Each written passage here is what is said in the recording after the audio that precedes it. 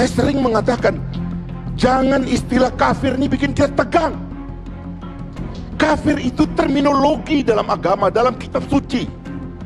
Dan semua kitab suci mengandung anasir-anasir itu. Kita suka atau tidak. Karena begitu kita lingkar diri kita, ini agama kita, maka yang lain punya definisi dengan caranya masing-masing. Nggak usah tegang. Saya terima menjadi kafir bagi agama lain, kenapa? Karena memang saya berpegang kepada iman saya. Tapi ini nggak kemudian dicurigai, bikin orang cemas. Seolah-olah kalau ada kata kafir dalam Al-Quran, itu kemudian Quran menjadi kita fundamentalis. Kan kacau ini. Yang kita pastikan tidak ada kata kafir dalam konstitusi. Kan itu aja. Ini penasehat-penasehat Jokowi ini mohon maaf bodoh. Bodoh.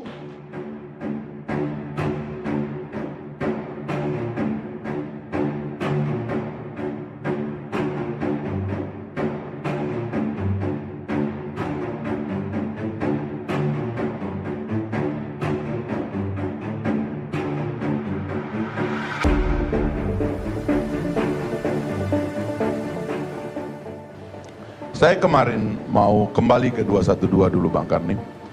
Saya sengaja mengutip pengajian di Istana Bogor. Ya, Pak Kiai.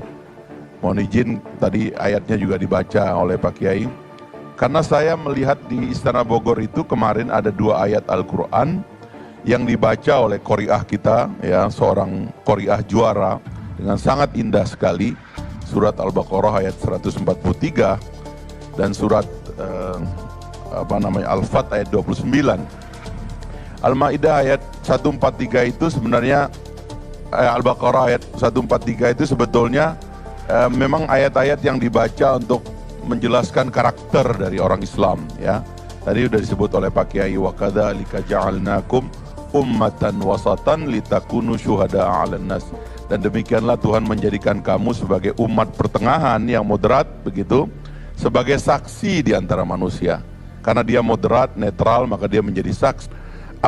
Saya menggunakan dalil ini untuk menyerang gitu dan mengembalikan narasi positif orang Islam, tidak saja di tempat lain, di dunia lain, tapi juga di Indonesia, untuk menenangkan mereka. Tenanglah bahwa kau ini adalah umat yang pertengahan, umat yang moderat, begitu ya.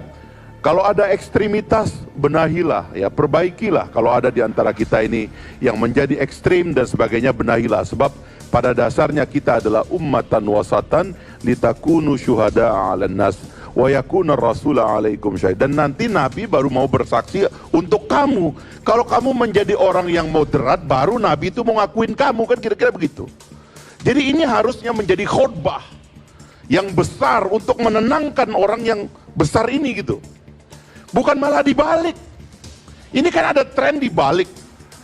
Mengkhotbahkan bahwa kamu ini penyimpan teroris, kamu ini radikal, kamu itu mengandung ajaran-ajaran yang diskriminatif dan sebagainya. Ini terus didengungkan, gelisah orang. Jadilah bangsa kita ini goyang dan goncang karena naratif itu. Itu yang saya ceritakan tentang Justin Trudeau, itu Perdana Menteri Belanda, anaknya Pierre Trudeau. Saya senang sekali dengan Trudeau.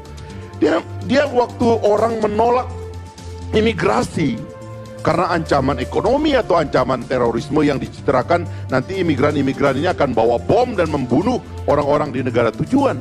Orang lain tuh demonstrasi anti imigran. Justin Trudeau mengumumkan Kanada terbuka untuk imigran. Bahkan menyampaikan pakai bahasa Arab, ahlan wa sahlan fi biladikum, selamat datang di negaramu. Tenang itu negara. Tapi coba lihat tuh Amerika misalnya, orang bunuh-bunuhan, orang saling tembak karena yang besar ini dibikin tidak tenang. Saya takut itu, ya, ada sekarang ini khutbah untuk membuat yang besar ini tidak tenang. Padahal harusnya dalil itu yang dibaca di Istana Bogor itu kita pakai untuk menenangkan. Wa kadzalika ja'alnakum ummatan wasatan. Kalian ini umat terbaik, umat pertengahan, moderat, dan Nabi jadi saksi atas kamu. Kalau kamu moderat, kan begitu harusnya. Nah, dalil ayat kedua yang dibacakan ini yang saya bilang ruang kita untuk berdebat.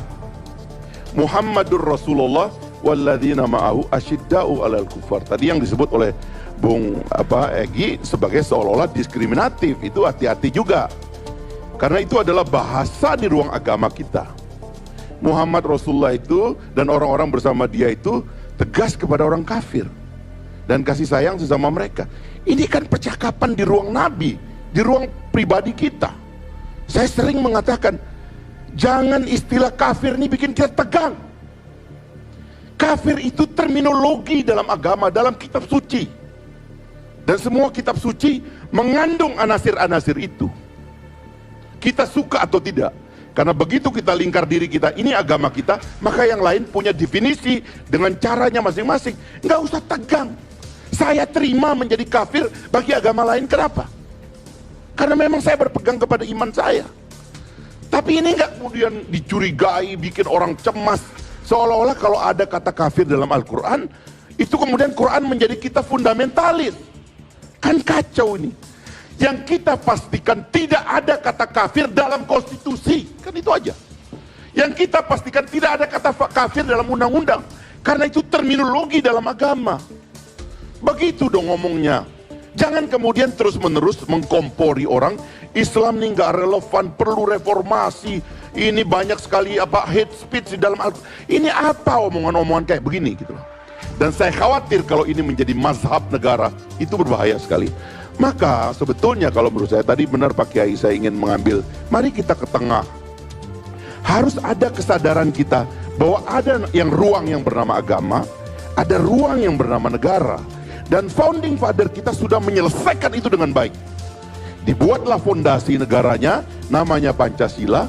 Orang Islam itu mengenal Pancasila itu sebagai maqasidus syariah. Tujuan bersyariat juga tujuan bernegara. Jadi kalau ada orang ngomong syariat, jangan ditakut-takutin dong. Maka saya menentang itu Perpu Ormas itu. Karena yang saya takutkan adalah terminologi-terminologi agama ini mau dianggap hate speech, mau dianggap omongan kebencian. Dan itu bisa bikin yang besar ini jadi tidak tenang. Pesantren bagaimana setiap hari baca kitabnya itu, baca Qur'annya itu, masa terminologi ini dianggap ajaran yang bertentangan dengan Pancasila? Orang ngomong khilafah sebagai ide, sebagai pikiran, silakan ambil pikiran-pikiran yang baik dari situ. Kenapa takut sih berdebat? Ambil yang terbaik, kalau ada dari ideologi dan pikiran-pikiran besar, kita ambil. Jadi jembatanilah ya ruang publik ini dengan percakapan yang sehat. Nah, mohon maaf Pak Karni, saya itu sebenarnya orang kayak kelasnya Rocky Gerung tuh harusnya kan jadi penasehat Presiden Jokowi nih, ya. Ini kan sekelas dia, tentu dia nggak mau. Tapi maksud saya, ini penasehat Jokowi ini mohon maaf bodoh. Dia itu alumni 212, datang dong ke sana dan bicara dengan umat, bicara dengan masyarakat. Saya sangat senang hari ini melihat kedewasaan yang luar biasa. Seperti tadi Prof Mahfud mengatakan. Coba kata Prof Mahfud tadi, kalau Prof Mahfud kemarin hadir di reuni 212, itu calon presiden Pak Mahfud tuh bisa-bisa itu. Iya kan? Luar biasa ini adalah sebuah marching perdamaian. Satu kedewasaan yang dahsyat. Satu tingkat peradaban yang tinggi. Saya sebagai presiden mengucapkan terima kasih kepada saudara-saudara. Saya mungkin belum bisa seperti saudara, saya akan belajar supaya bisa seperti saudara mengorganisir kehidupan yang lebih baik. Kan begitu dong, jangan dicurigai, sebab semua kecurigaan itu nanti ada di tempat lain. Pak Jokowi juga kan sering hadir yang begini-begini, bagi-bagi sepeda malah, ya kan? Ini tadi kan nggak ada bagi-bagi sepedanya kemarin dan ya, nggak ada bagi-bagi sepedanya. Itu ada bagi-bagi sepedanya. Itu nggak disebut partisan, nggak disebut mempersiapkan 2019. Buat apa? Nikmatilah show ini dan jadikan roh, ya, semangat dari rakyat itu sebagai energi kita. Sebab saya membayangkan ada masalah di dunia sekarang ini yang hanya bisa diselesaikan oleh orang Indonesia. Dan besarnya peradaban kita ini menjadi demokrasi yang hebat dengan fondasi Pancasila dan Undang-Undang Dasar itu, dan membuktikan bahwa kita bisa menjadi bangsa yang kuat dan besar. Inilah yang akan menjadi sumbangan bagi dunia yang belum diteruskan oleh Bung Karno dulu. Bung Karno dulu 45 kita merdeka, 55 sudah bikin konferensi Asia Afrika. Dia berpidato di Gedung Putih, dia berpidato di Kongres Amerika. Pikiran-pikirannya menjadi jalan raya di seluruh dunia. Ini nggak ada yang nerusin. Dan mohon maaf ini Pak Komarudin ini, PDIP hancur Pak kalau pikiran Bapak kayak begitu. Jangan Pak.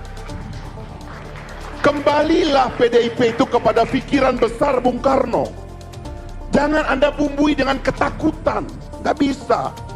Anda harus jadi Soekarno. Berani dia. Masa di dalam pidato 6 Juli beliau bilang, hei yang Islam, kalau kalian mau hukum-hukum Islam itu tegak di Indonesia ini, masuklah kalian yang Islam ini yang hebat ini, masuk menjadi anggota DPR dan kalian perjuangkan Islam itu di sana. Sambil bilang begitu juga ke yang Kristen dan yang lain-lain. Kok kenapa kita takut dengan aspirasi Islam? Jangan-jangan kita ini juga terlibat dalam narasi Islamofobia yang dikembangkan di Barat, yang di luar sana sudah gagal lalu kita impor ke sini hanya karena masih ada proyeknya dan masih ada duitnya. Menurut saya itu yang berbahaya gitu, dan itu harus kita hentikan sekarang. Marilah angkat nama besar Indonesia ini melampaui itu semua supaya kita bisa memimpin peradaban umat manusia.